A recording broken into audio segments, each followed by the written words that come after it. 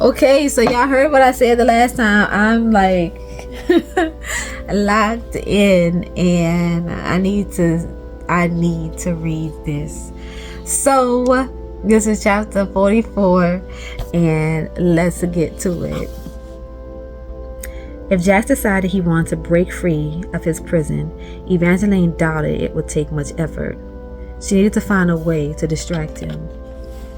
She could question him about something he found interesting. She wanted to ask him more about the lock and why her blood had opened it, but he'd already shot that subject down. She also wondered if she already knew the answer, if her ability to magically open the lock had something to do with the Valerie Arch.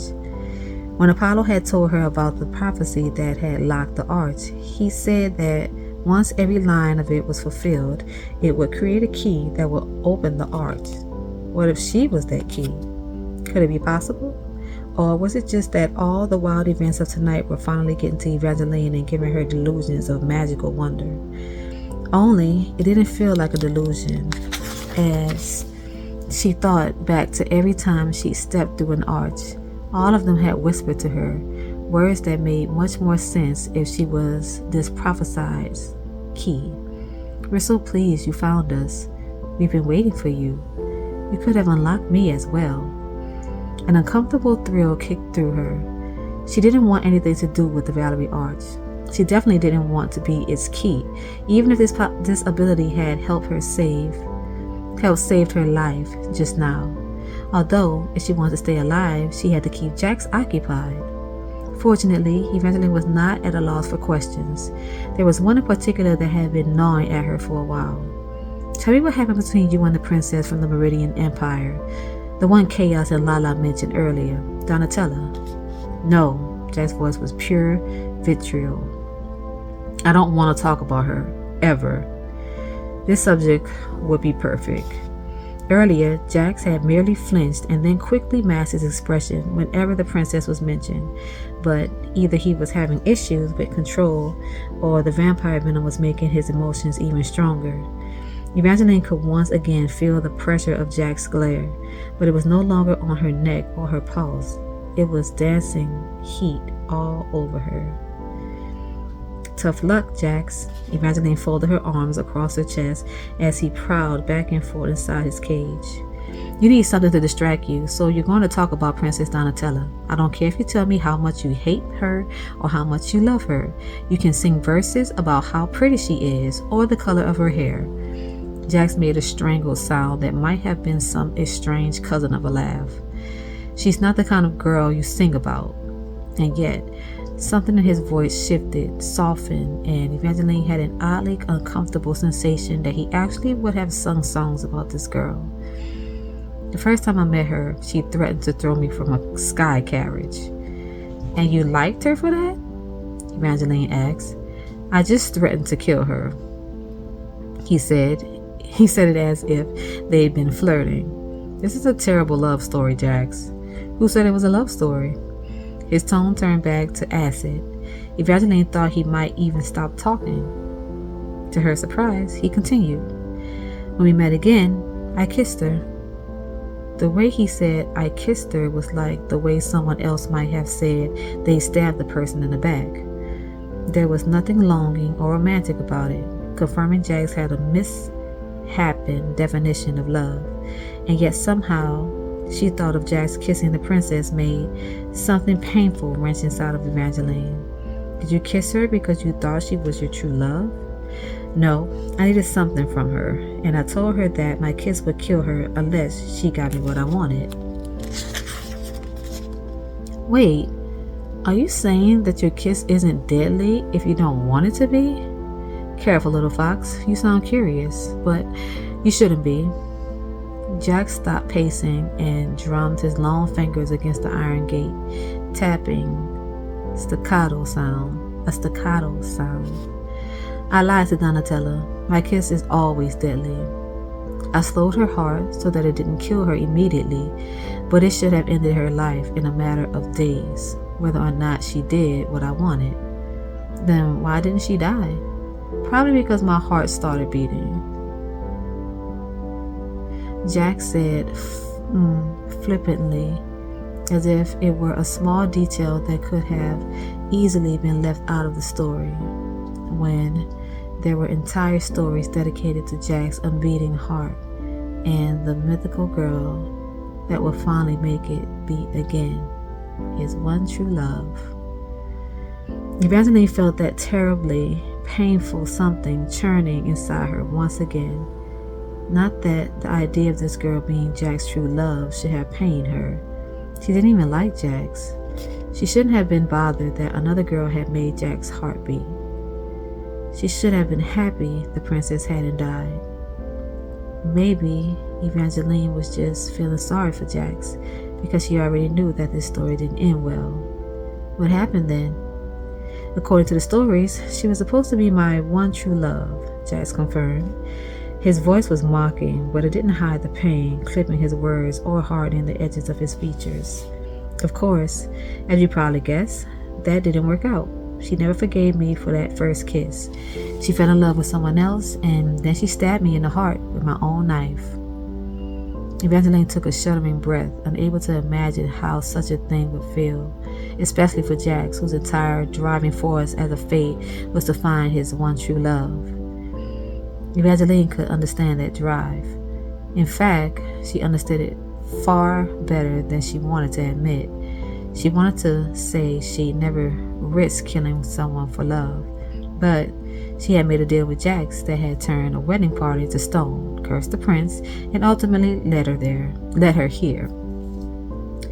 She kept thinking it was fate or Jax that was toying with her life, but it had been her own questionable choices that had started her on this path.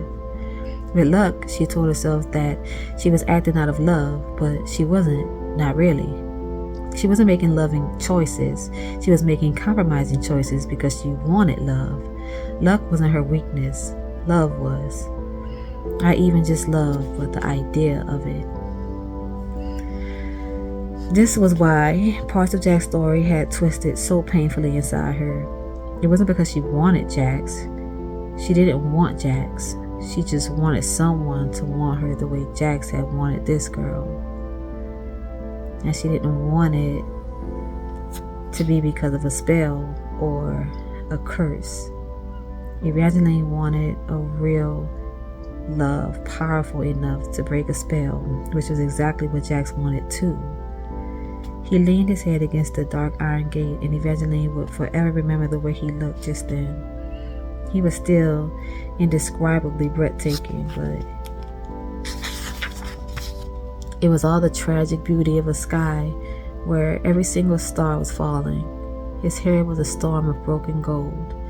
His eyes were a mess of silver and blue. The deadness she'd seen her first night in Valfell was gone. But now she understood why it had been there, why he seemed so unable to give comfort or kindness. The girl who was supposed to be his one true love had literally stabbed him in the heart. "I'm sorry Donatella wounded you so badly," Evangeline said, and she meant it.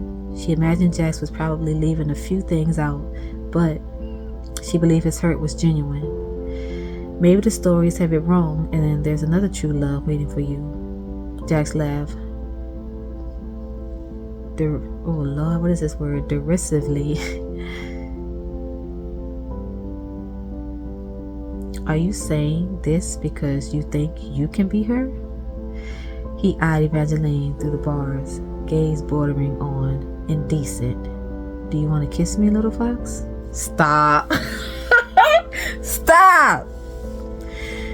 Something new and terrible. Wait. Okay.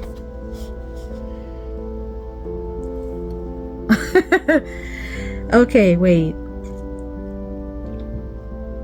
Something new and terrible knotted up inside her. "No, that's not what I'm saying. You don't sound too sure about that. You might not like me, but I bet you liked it if I kissed you." His eyes went to her lips, and the heat that swept across her mouth felt like the beginning of a kiss. "Jack, stop it," she demanded. He didn't really want to kiss her. He was just teasing her to deflect the pain. "I know what you're doing." "I doubt it." He smiled, flashing his dimples as he ran his tongue over the tip of a very sharp and long incisor, looking suddenly thoughtful. Maybe it wouldn't be so bad to stay like this. I rather like these. You also like daylight, Evangeline reminded him. I could probably live without the sun if I could trade it for other things. He cocked his head. I wonder if I were to become a true vampire, perhaps my kiss wouldn't be fatal anymore. His fangs lengthened. You could let me bite you, and we could try it out. Another piercing lick of heat, this time right beneath her jaw, then her wrists, and a few other intimate places she had never thought anyone would bite. Evangeline blushed from her neck down to her collarbone. We're not talking about biting, she said hotly. Then what should we talk about? Jack's eyes returned to her lips, and more heat slipped between them as they parted. Evangeline sucked in a sharp breath. Maybe she'd been wrong earlier. Maybe he did want to kiss her, but it didn't mean anything. He was clearly still fixated on Princess Donatella, and Lala had said that Jack's curse was his kiss. If there was even a sliver of attraction, he'd be tempted to kiss. But it didn't mean he possessed any real feelings for the person. I'm curious, she asked. If you have the ability to control people, why don't you just use it to make the princess love you? Jack's taunting smile vanished. I did.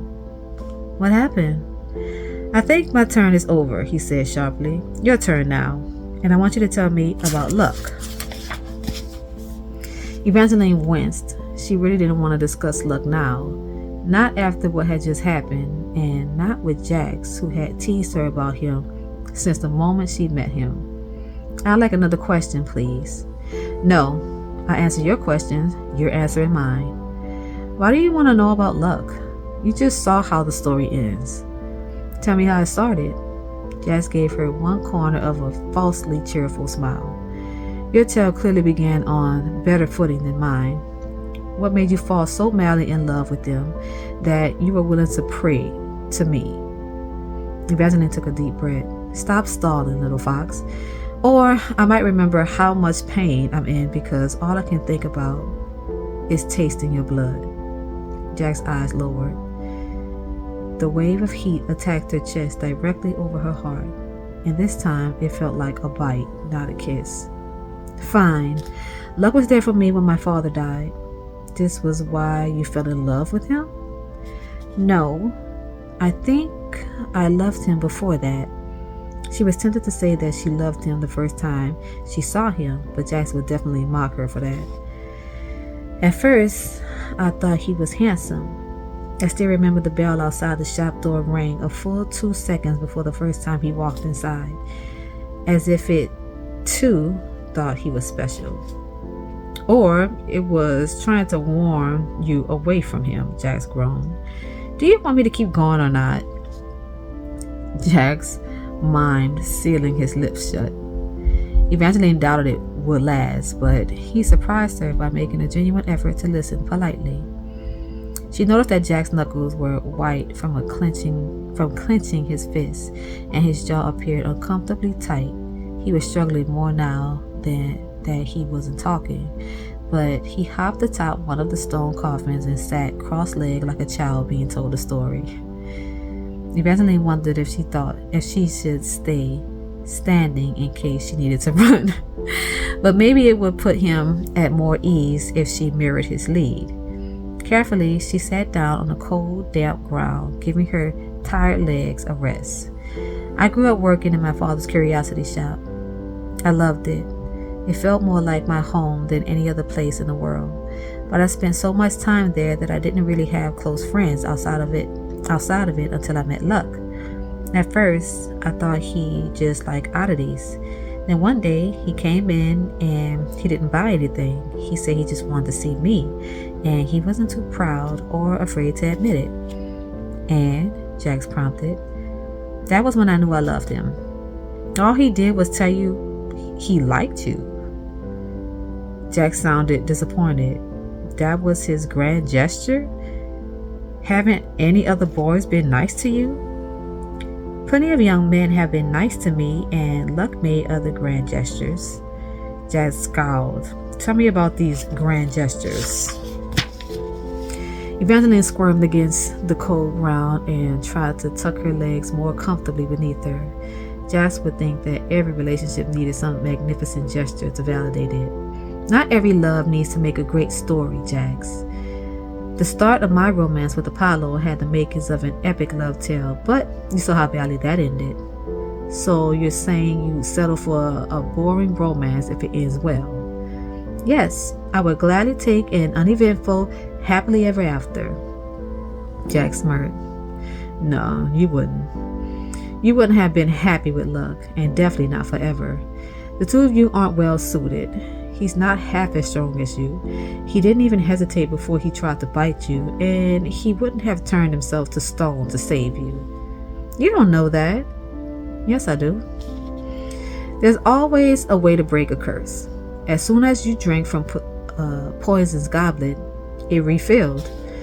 I didn't stay to explain the rules, but they would have appeared on the side of the cup. Luck could have saved you if he wanted. Evangeline's hands started trembling. No one had told her this. That doesn't mean anything. Luck was under a love spell from Marisol. He could have broken it, Jack said bluntly. If he had really loved you, the spell could have been broken. I've seen it happen. Stop it, Jax. Evangeline shoved up to her feet. It was bad enough to know that she'd done so much for love. She didn't want to hear that Luck had never really loved her. I'm not trying to be cruel, little fox. No, Jax, that's exactly what you're doing. It's what you always do. It was also what she'd expected, but she was too tired to take it anymore.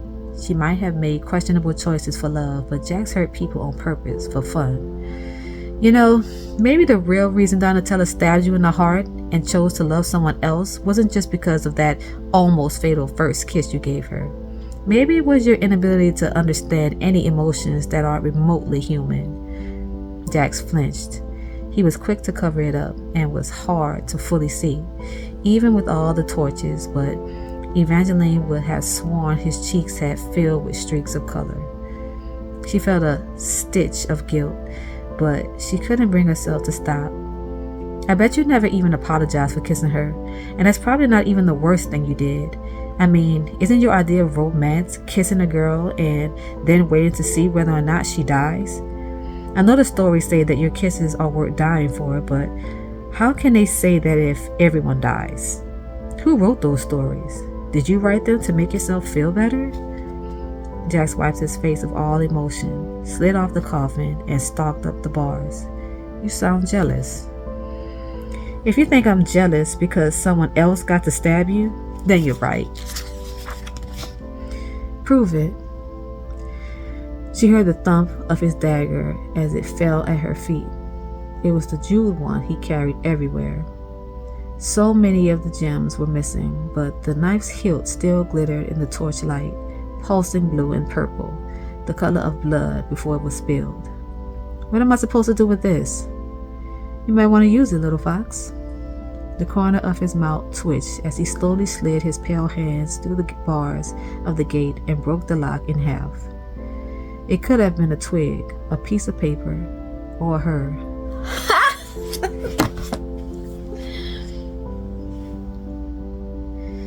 Okay, first of all, it took long enough for this book to do what it's doing right now. Okay, right now. I know I read for a while. It's about to be 20 minutes, but that was worth it. That was worth it. Oh my gosh. Come through, Jax. I don't care if he's about to be a vampire. I don't care what he says. I like Jax, and Evangeline is tripping. Screw Luck. That's who you need to be with. Period. Okay, until next time, y'all. Good night.